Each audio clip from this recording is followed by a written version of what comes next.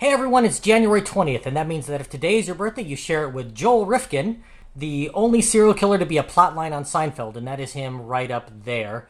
Born to a young couple in 1959, Rifkin was given up for adoption and taken in by a family on Long Island when he was just 3 weeks old. He suffered from an undiagnosed case of dyslexia as a child, doing poorly in school and getting picked on by classmates, though later IQ tests showed that he had a near genius level intelligence. He managed to see things through to graduate high school and then attended community college and State University of New York for a while before dropping out and starting a landscaping business. He would frequent prostitutes in the New York area, spending what little money he made on them. His adopted father developed prostate cancer in the mid-80s and committed suicide in 1987 after a prolonged bout of painful treatments. After his father's death, Rifkin began to spend even more time with prostitutes and became obsessed with stories of violent murders, especially the Alfred Hitchcock classic film Frenzy, which is about a serial killer in London. He was arrested that same year for soliciting a detective during a sting operation, which he hid from his mother and sister.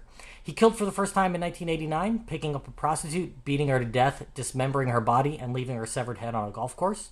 Her head was found but not identified until many years later, which emboldened Rifkin, who decided to kill again, which he did somewhere between 9 and 16 more times.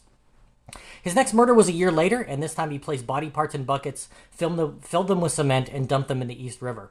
As he ramped up the frequency of his attacks, he used his landscaping business to disguise the disposal of his victims, driving their bodies around in a Mazda truck he used to haul around gardening tools.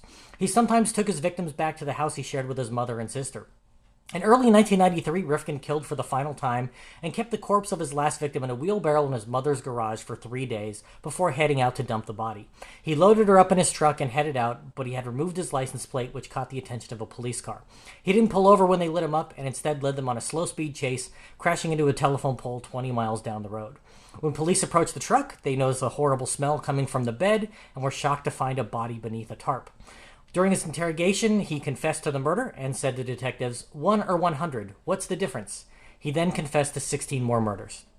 When asked why he chose prostitutes, he replied, drug-addicted, disease-carrying vermin is the lie I told myself. They're easy because they travel a lot. They can disappear for months. He was convicted of 9 murders in 1994 and sentenced to 203 years in prison, becoming eligible for parole in 2197 when he would be 238 years old. In November of 1993, Elaine on Seinfeld dated a character named Joel Rifkin with a storyline centered around her trying to convince him to change his name. One of her suggested names that wouldn't be associated with murder was OJ, and just 6 months later, OJ Simpson was arrested in the killing of his ex-wife. If this was your birthday, I hope you had a good day. And if you know somebody whose birthday it is today, please send them this video so they can find out all about their birthday twin. And to Joel Rifkin, I have to say, happy birthday, you bastard.